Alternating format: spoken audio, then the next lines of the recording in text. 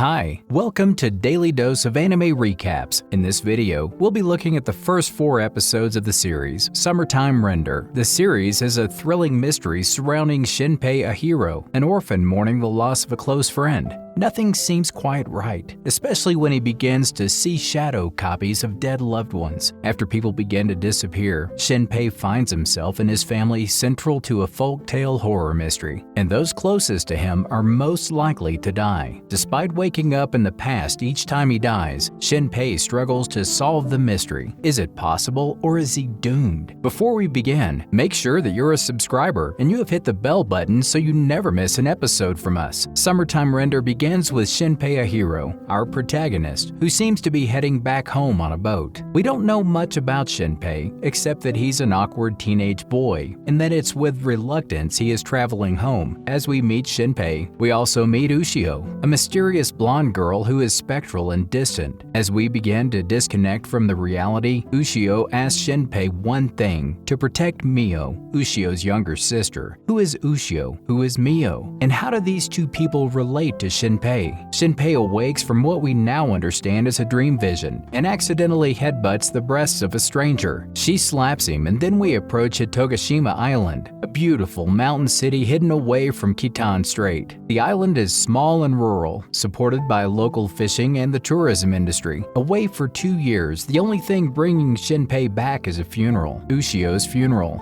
As Shinpei dismounts the ship, Mio, Ushio's sister, races towards him on a bike. Excited and unable to stop, she crashes into the sea with energy and style, and her nature seems to contradict the reserved and angsty Shinpei. Though regardless, they still seem to get along well. Shinpei reveals a tender and considerate side of his veiled persona, commenting that after the death of Mio's older sister, she had to be repressing a deep sadness. Helping her out of the water, there is an obvious connection between Shinpei and Mio. They walk home together and reminisce about the past. Mio comments that the people of the island are acting odd, like strangers. It is also clear that in Shinpei's time in Tokyo, he has discarded his island roots. Shinpei is too a stranger to Mio now. At the funeral, we find out that Shinpei was orphaned 10 years ago, and the Kofune family took him in. Not only is Ushio a close friend, but she is also family. It is clear that Shinpei regrets how he left the island, as he feels that he pushed her away. Shinpei overhears someone talking about Ushio's autopsy before a photograph flash interrupts the funeral proceedings. Before anyone finds who took the photo, Shinpei's tall friend Sao bursts into the scene weeping profusely and mourning Ushio's death. He reveals the circumstances of the accident. Ushio died saving a younger girl from drowning before being swept away by the current herself. Sao feels guilty, thinking that he should have been able to save her. Sao asks Shinpei to hit him, so Shinpei raises a hand and puts it on his friend's shoulder. Once again, the protagonist proves himself as compassionate and sensitive, a true hero even. As the funeral proceeds, Shinpei and Sao talk about Shiori, the girl Ushio died saving. The little girl hasn't spoken a word since the accident due to shock. As Shinpei readies himself to partake in the funeral, Sao mentions that he'll call later on with more details about Ushio's autopsy. We cut to the Kofune family house. As Shinpei and Mio prepare dinner, Alan, their adoptive father, returns home. Shinpei has prepared Ushio's favorite dish, the curry she promised to prepare Shinpei before he left. After dinner, Mio is found in a trance outside of her house by a quirky cop. It's not clear what she is looking at, but there is certainly something strange going on. It's at this moment that we realize that something isn't quite as normal about the island, and that something sinister might in fact be brewing. Shinpei and Sao engage in a phone call, and Sao reveals that Ushio was found with bruising around her neck, as though she was murdered. The only people around at the time of Ushio's death were Shiori, Mio, and Sao, which potentially implicates one or all of them if Ushio was indeed murdered. Mio then interrupts, bringing Shinpei the shell necklace Ushio wore as she died. Mio tells him to hold on to it, before hugging Shinpei tightly and crying into his shoulder as she realizes she'll never see her older sister again, and she vows that she'll never forget Ushio's murderer. Everyone, including Mio, knows a lot more than they are saying, and this worries Shinpei. Shinpei and Mio are both working in a restaurant to keep themselves busy when a drunken man mistakenly thinks he saw Shinpei somewhere else. What does he mean by this? The cop that found Mio outside, Totsamura Tetsu, enters after this. A relative of the Kofunes and the island's only cop, he is also a massive pervert. He offers his condolences to Shinpei before ordering his usual, abruptly mentions that the Kobayakawas have disappeared, and we know them as Shiori's family. After Tetsu accuses them of fleeing debt, Mio storms out of the restaurant and disappears. There is something not quite right about the cop, but we are yet to figure that out. Shinpei finds Mio, and she tells him that Shiori saw something strange last week, a girl who looked identical to herself. Shiori said she felt like she was being followed and constantly watched. Immediately, the mystery of the island begins to present itself. Is there a connection between Ushio's death, Mio's trance, Shiori's doppelganger and disappearance, and the drunken man mistaking Shinpei for someone elsewhere? As Mio and Shinpei talk, a strange man named Nezu interrupts and mentions the shadow sickness, a phenomena popular before the war. And if you were taken sick with it, you began to see your shadow, the shadow that kills you, then takes your place in your house and kills your entire family. Nezu's terrifying mythology of the island ends with a solution, cleansing at Hiruku. And Mio reveals that she has heard the legend before, further heightening the suspense within. Mio also reveals she saw Ushio's shadow days before Ushio died. Enraged, Shinpei accuses Mio of lying. Then he calms down and comforts her. He resolves to help solve the mystery. Shinpei explains what Hiruko is, a shrine in the island. They travel there before seeing what they think is Shiori's shadow darting around the bushes. As they try and find Shiori, they hear a gunshot in the woods. They find the source of it, and it's a woman that Shinpei met on the boat. The woman says she is before she is shot in the head. Shinpei turns around and finds Mio being held at gunpoint by her own shadow. Mio is then shot in the head, as is Shinpei, all before he wakes up with his head buried in the same breasts as the start of the episode. The second episode begins with the accident. Mio is standing in the water holding someone's body, whilst Sao is doing compressions on Ushio's body. We recognize it as another of Shinpei's visions, which seem to be growing in intensity. How is he having these visions? And how do they relate to the mystery of Hotogashima Island? Once again, Shinpei wakes up with his face in the stranger's breast. We recognize her as the woman who was shot by Mia's shadow. Shinpei realizes that he's seen her before in his visions and asks her if she's been shot before. She has no idea what he is talking about. Then Shinpei realizes that he's gone back to the day he arrived at the island. Are his dreams simply bad dreams or visions of a terrible future? Shinpei remembers a novel, Swamp Man by Nagumo Ryunosuke. It's a story set in Wakayama City in Hitogashima, and the story recalls a girl convinced that people around her have been replaced by their copies. Shinpei thinks that he's having these visions because he's reading that novel. As everyone leaves the boat, the strange woman is on a mysterious phone call. We don't know who she's speaking to. Shinpei tries to ground himself, hoping to rationalize his deja vu. Then, just as before, Mio races towards him on her bike. Then Shinpei realizes that her brakes have been cut. Who would have done such a thing and why? Everything happens just as before, except Shinpei has perfect memory of it all. This time, we see the strange woman from the boat at the funeral.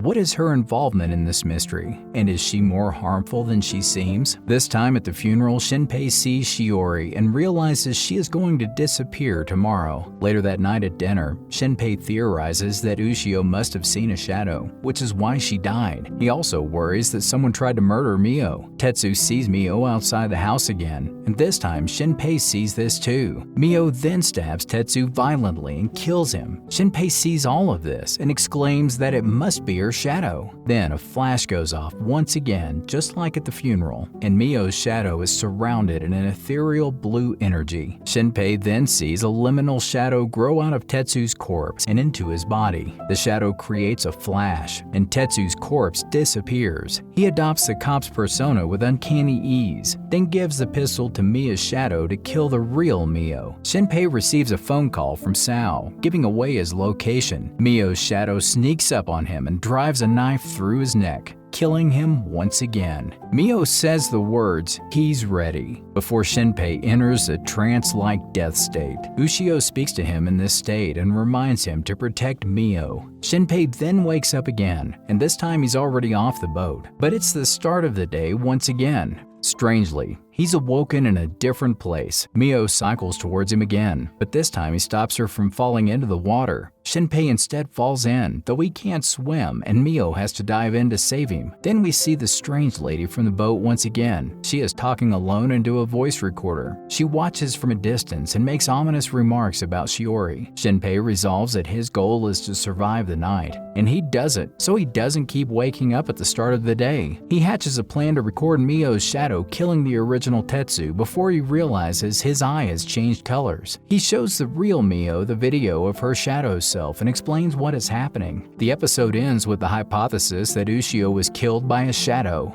Episode 3 begins with Shinpei investigating Shiori's disappearance. Shinpei enters the Kobayakawa residence to find them gone. As expected, he sees a familiar sight on the floor, the outlines of bodies turned shadow. Shinpei notes that there were 2 black outlines on the floor, suggesting that Shiori is yet to be killed. As Shinpei turns on a light, a familiar flash goes off. He sees Shiori, or Shadow Shiori. He figures out that the shadow who flashed at the funeral was Shiori all along, and the real Shiori's been dead this whole time. This influences the theory that a shadow killed Ushio, as the now mute Shiori was the girl who Ushio tried to save. Blue particles begin to surge out of Shadow Shiori, who transforms back into its true shadow form. Shinpei then figures out that he's been afflicted with the shadow sickness all along. Shiori then disappears, and Shinpei survives. He remembers the lady from the ferry and plans to find her. He checks all of the inns on the island, but to no avail. That is, until he mentions her giant breast. Immediately, the innkeeper remembers her and mentions she visited the cafe. Shinpei visits the cafe, and then the real Tetsu rushes in. He gives Shinpei Ushio's phone, which details what she thought was going to happen to her. Sao then arrives, and Shinpei decides that he can trust Sao with anything. Sao preemptively suggests that Ushio was killed by Shadow Shiori, further strengthening our earlier theories. They are frustrated that they have no way to tell a shadow from the real thing, and Shao goes as far to accuse everyone of potentially being a shadow. They devise a code word to confirm their identities, Mesopotamian culture, though Shinpei begins to mistrust Sao, as there is no way to confirm who is an original. Mio worries that Shinpei is leaving the island soon, though with the ongoing mystery it seems unlikely. Once again, Mio gives the shell necklace to Shinpei, the same one as before. Shinpei tries to break into Ushio's phone to no avail before Sao, Tokiko, and Mio bust into the room using the code word. They prepare to leave for the festival. Shinpei opens up to Sao about how he feels, the guilt of leaving everyone behind, not being able to protect anyone, and his general disappointment with his life. Sao also opens up and reveals he has feelings for Mio, whilst Tokiko tries to force Shinpei to confess his own love for Mio. Then Shinpei sees gold hair just like Ushio's in the crowd of the festival, and he races off to find her. Once again, another episode ends with a tense cliffhanger. The 4th episode begins with Ushio in the water and Shinpei behind her. She runs over to him and hugs him, and sees the necklace hanging from her neck. Convinced that she is dead, Shinpei can't believe it's the real Ushio. It must be a shadow, he theorizes. Unsure if it's Ushio or her shadow, Shinpei talks to them to try and figure out their true identity. Ushio claims to remember being underwater, then realizes that she did in fact die. Ushio says the last thing she wished for before she died was to see Shinpei once again, and so that wish came true. She then says she loves him, and Shinpei is utterly shocked at this. He again tries to rationalize what's happening, reminding himself that she died and had a funeral. As the scene unfolds, we find out that Ushio, or her shadow, has no idea of their identity. They seem to think that they are the real Ushio, though it's hard to believe this fully. It's 2 days after Ushio's funeral, and a festival is taking place in the city. Ushio is there in the same swimsuit she died in, and everyone is staring at her, including Mio, or was it Mio's shadow? Shinpei is becoming close with Shinpei's shadow. and asks her about Shiori, though he's interrupted by a phone call from Mio. Mio is shocked to hear Ushio's voice, though Shinpei downplays this. Mio asks where Shinpei is, so he runs over to meet Mio and Sao. Shinpei recalls a Hitogashima myth that Hiruko, the god of fishing, lives inside things that drift ashore. There is a ritual, Omiokuri, on the island involving burning those things, purging the god from them. Mio is speaking to Sao, who confesses his love for her. Sao's sister thinks this is a bad idea because Mio is in love with someone else. Mio is embarrassed, and she asks why he likes her. But it doesn't end well for Sao, as she just wants to be friends. Then, in a shock surprise, Ushio's shadow appears wearing a mask. Instantly, everyone recognizes her hair and voice. Mio recognizes it's not the real Ushio and screams at the shadow. Shinpei then becomes someone else. Consumed with rage and anger, he holds down the shadow as the world begins to flicker and stutter around him. We find out it's not the real Shinpei as it begins to transform into a shadow. How did this happen so soon? We flash back 10 minutes and Shinpei is running with Shadow Ushio once again. This time we see Shadow Mio kill something. She grabs Shinpei by the neck and chokes him. She throws him far in the air before accusing him of spying. On the ground is the dusty outline of many bodies, and we find out that Shadow Mio has killed them all. Shadow Mio mentions a traitor. Is this Shadow Ushio? Then Shadow Shinpei appears and tries to steal his money. Before Shadow Mio kills him, Shadow Shinpei stops her, realizing that Shinpei is trapped in a loop and has knowledge of the shadows. Shadow Shinpei realizes that if he dies, he goes back further in time with an abundance of knowledge on shadows, so it's therefore better to keep him alive. The shadows take and destroy Shinpei's phone before Shinpei wakes up. His shadow self taunts him and reminds the real Shinpei that he couldn't even protect anyone. Then Shadow Mio breaks Shinpei's arm before saying that Mother will wake up soon. Then Shadow Mio is shot in the head and is killed. Standing behind the gun is none other than the strange woman from the boat. That spells the end of episode 4. Yet another cliffhanger filled with suspense. Shinpei has been saved by the strange fairy lady who seems to have a much greater involvement in the mystery than we initially thought. Not only that, but we have a much better understanding of the shadows now, and paradoxically, this only increases the mystery. Who is the mother, and what is their involvement in this? A few more questions. What happened to Shinpei's parents? Were they killed by the shadows? And will her shadow copies show up at any point in the series? Why is Shinpei waking up in the past every time this happens? And could this possibly be related to the death of his parents? And finally, another important question, why is Shadow Ushio not evil? Could her character be key to unlocking the mystery of Summertime Render?